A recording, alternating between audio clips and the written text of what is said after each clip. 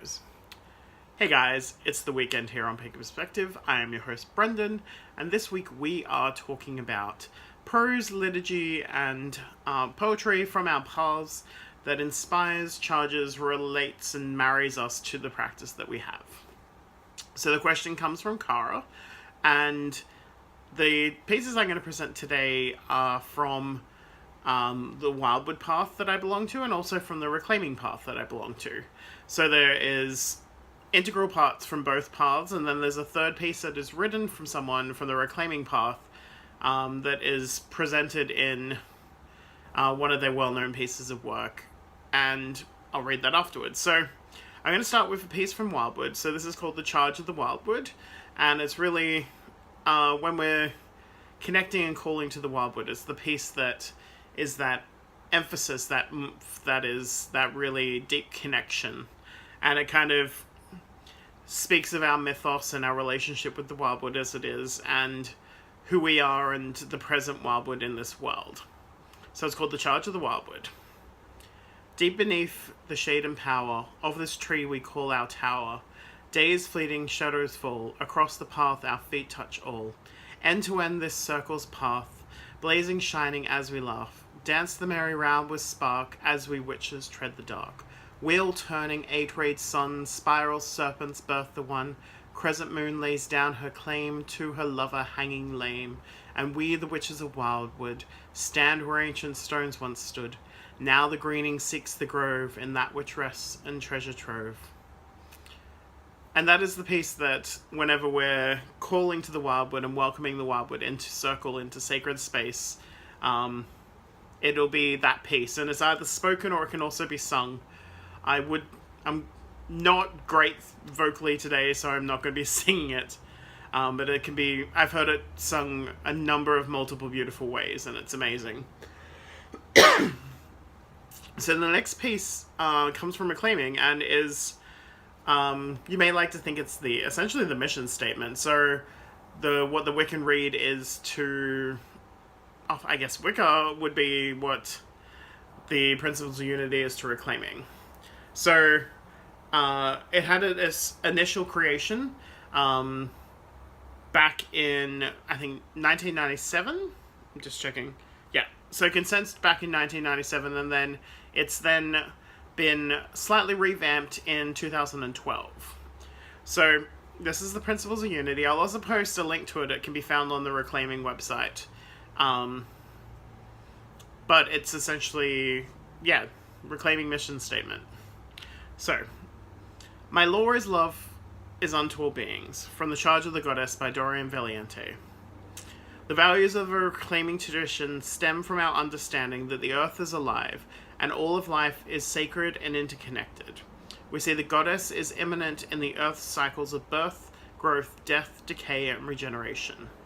Our practices arise from a deep spiritual commitment to the earth, to healing, and to the linking of magic with political action.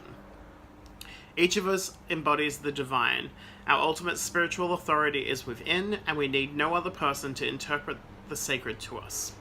We foster the questioning attitude and honor intellectual, creative, and spiritual freedom. We are an evolving, dynamic tradition and proudly call ourselves witches. Our diverse practices and experiences of the divine weave a tapestry of many threads. We include those who honor mysterious ones, goddesses and gods of myriad expressions, genders, and states of being, remembering that mystery goes beyond form. Our community rituals are participatory and ecstatic, celebrating the cycles of the seasons and our lives, and raising energy for personal, collective, and earth healing. We know that everyone can do the life-changing, world-renewing work of magic, the art of changing consciousness at will. We strive to teach and practice in ways that foster personal and collective empowerment, to model shared power, and to open leadership roles to all. We make decisions by consensus and balance individual autonomy with social responsibility. Our tradition honors the wild and calls for service to the earth and the community. We value peace and practice non-violence in keeping with the Read. Harm none, do what you will. We work for all forms of justice, environmental, social, political, racial, Gender and economic. Our feminism includes a radical analysis of power, seeing all systems of oppression as interrelated, rooted in structures of domination and control. We make all genders. We welcome all genders, all gender histories, all races, all ages and sexual orientations, and all those whose differences of life situation, background, and ability that increase our diversity. We strive to make our public rituals and events accessible and safe. We try to balance the need to be justly compensated for our labor with our commitment to make our work available to people of all economic levels. All beings are worthy of respect. All are supported by the sacred elements of air, fire, water, and earth. We work to create and sustain communities and cultures that embody our values, that can help to heal the wounds of the earth and her peoples, and that can sustain us and nurture future generations. So that is the Reclaiming Principles of Unity, and for me, it's one of those amazing things that each time I read through it, certain things will come out, and it's almost like I check in where I am in my practice and be like, oh, I'm actually not living up to that right now, or I'm deep within that, so I'm really doing that work. So it's really a great piece to come back to, and if you ever do take an Elements of Magic, which is one of the Reclaiming core classes, the Principles of Unity will always be something that's brought up in that. And it's understanding reclaiming culture is to understand the Principles of Unity. So the last piece that I'm going to present in this video today comes from Starhawk, who is one of the founders of Reclaiming Witchcraft. And this is actually featured in The Fifth Sacred Thing, which is one of Starhawk's books. And it's about a dystopian future, and is amazing and wonderful, and I recommend you read it, because I think we're definitely somewhere along the way to where this could be going. But this is a poem, so I do a lot of work with Bauer and sacred sexuality, and this poem is something that I come back and read over and over again, and it just remembers and reminds me of those that I connect with, of their stories, of who they are, of their bodies, of their lives, their experience, and it's just gorgeous and beautiful. So, my love, you are a river fed by many streams. I bless all who have shaped you.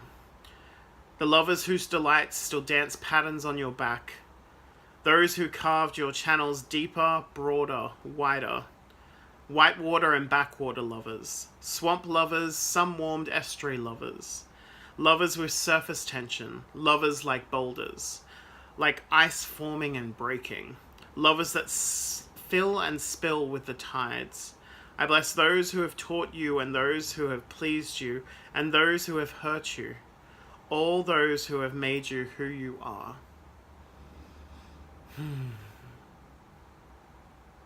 Still gives me chills every time that I read that. I'll post a link to that one as well.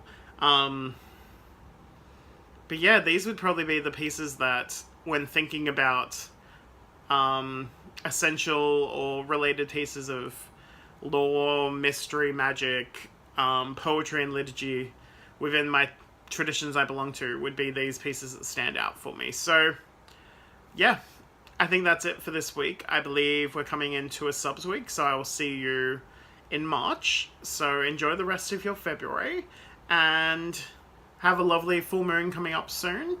And for now, enjoy the rest of your weekend, and much love and blessings. Mwah!